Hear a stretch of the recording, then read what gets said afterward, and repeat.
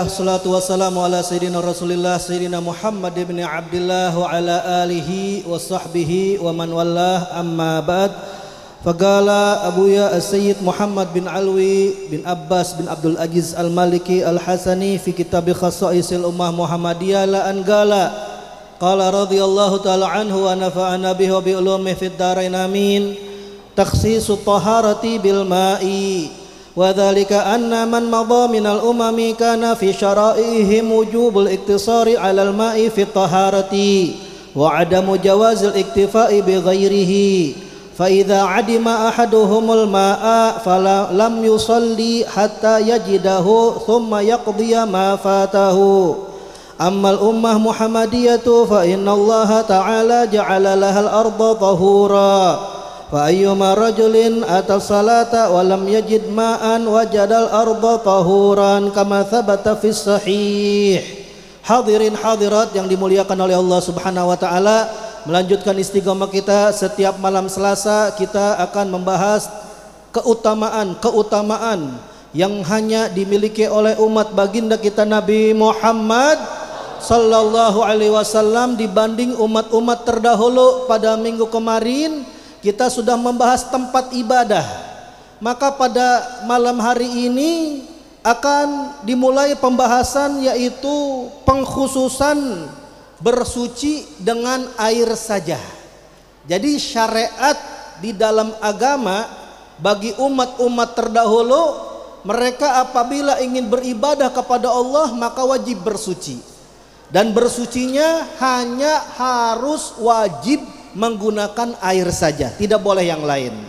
Dan ini Abuya As-Sayyid Muhammad Maliki ceritakan bahwasannya orang-orang terdahulu daripada umat-umat sebelum Nabi Shallallahu Alaihi Wasallam, di dalam syariat-syariat mereka itu ada kewajiban membatasi diri atas air di dalam bersuci, dan tidak diperbolehkan kecukupan dalam bersuci dengan selain air. Efeknya gimana? Maka apabila salah seorang dari umat terdahulu tidak mendapatkan air, maka konsekuensinya gak bisa melaksanakan sholat sampai orang tersebut menemukan air. Dan tidak cukup hanya itu, summa yaqdiya ma fatahu, dan dia wajib mengqadha daripada, yaitu kewajiban-kewajiban sholat yang dia tinggalkan selama tidak menemukan air. Jadi syariat orang dulu nih berat, buat ibadah aja susah. Kenapa? Karena kalau udah yang namanya air nggak ada, misalnya paceklik, kagak turun hujan, sumur-sumur kering, air kali nggak ada, maka apa yang terjadi? Nunggu air sampai ada. Kalau nunggunya seminggu, alhamdulillah. Kalau sebulan, 2 bulan, 3 bulan, dikodok itu sholat-sholat sampai dia menemukan air tersebut. Coba kalau misalnya orang Pancoran, dibayangin jadi umat terdahulu, bukan jadi umat Nabi.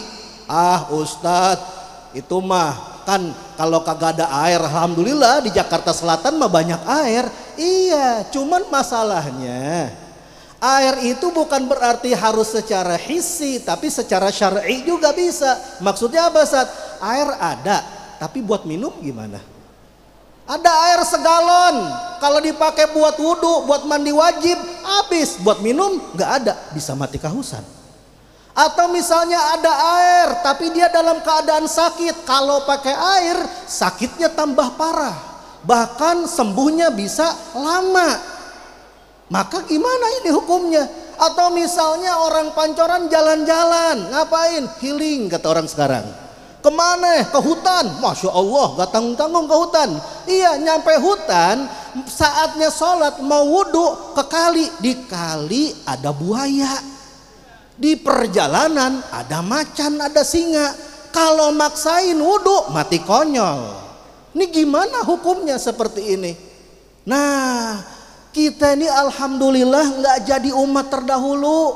Kata Sayyid Muhammad bin Alwi Al-Maliki, ammal ummah Muhammadiyah, adapun umat Nabi sallallahu alaihi wasallam, fa innallaha ta'ala ja'ala lahal arda tahuran. Allah udah jadiin ini yang namanya muka bumi, baik itu tanahnya ataupun debunya, itu dianggap suci oleh agama. Maka efeknya apa kalau udah dianggap suci oleh agama?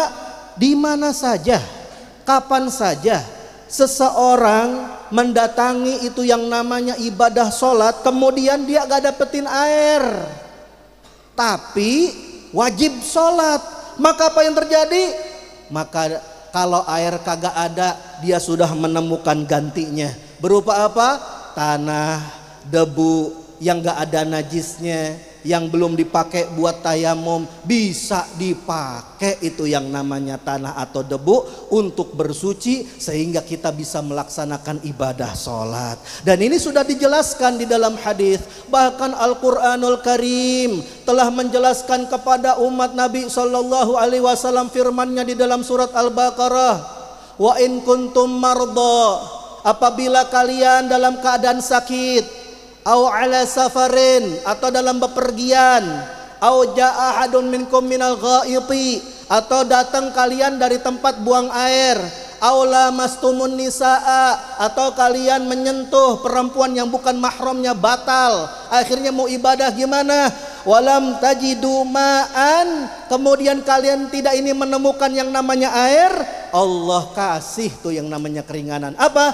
Fatayammamu sha'idan thayyiba, maka bertayamumlah kalian dengan tanah atau debu yang suci. Gimana Ustadz caranya? Mesti kumur-kumur juga, mesti masukin air ke dalam hidung, mesti masukin air ke dalam telinga, mesti di yang namanya kepala kita nih, debu kita, tanah kita, bagaimana? Enggak, syariatnya mudah, udah digampangin, dimudahin lagi. Apa itu? Kata Allah, famsahu biwujuhikum wa aydiyakum minhu. Cukup kalian usap yang namanya wajah-wajah kalian, cukup kalian usap tangan-tangan kalian dengan debu tersebut. Ini loh Allah subhanahu wa ta'ala yang inginkan kepada umat Nabi.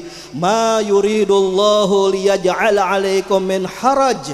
Allah gak pengen atas kalian ini semua dijadikan dalam keadaan kesulitan. Gak mau Allah subhanahu wa ta'ala.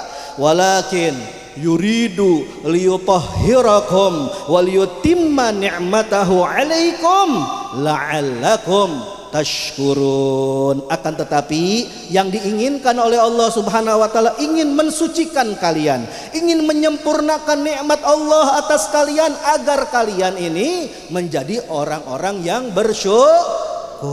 Maka kita bersyukur kepada Allah subhanahu wa ta'ala, dijadikan umat Nabi Muhammad sallallahu alaihi wasallam masuk di bulan Rajab. Ayo kita manfaatkan bulan Rajab ini dengan amal-amal saleh, memperbanyak istighfar, bersalawat kepada Nabi sallallahu alaihi wasallam, berpuasa, membaca Al-Quran, karena di hadapan kita ada bulan Sya'ban, bulan salawat, dan bulan Ramadan, bulan umatnya Nabi Muhammad sallallahu alaihi wasallam. Semoga kita mendapatkan keberkahan bulan Rajab. Allahumma barik lana fi Rajab, Allahumma barik lana fi Rajab, Allahumma barik lana fi Rajab wa Sya'ban, wa ballighna Ramadan, wa a'inna ala siyam wal qiyam wal idkan minan nar wal ghabur wal ghufran wa salah kulli syani ya azizu ya rahman. Wa sallallahu ala sayyidina Muhammadin wa ala alihi wa sahbihi wa sallam. Wa lafu minkum. Assalamualaikum warahmatullahi wabarakatuh.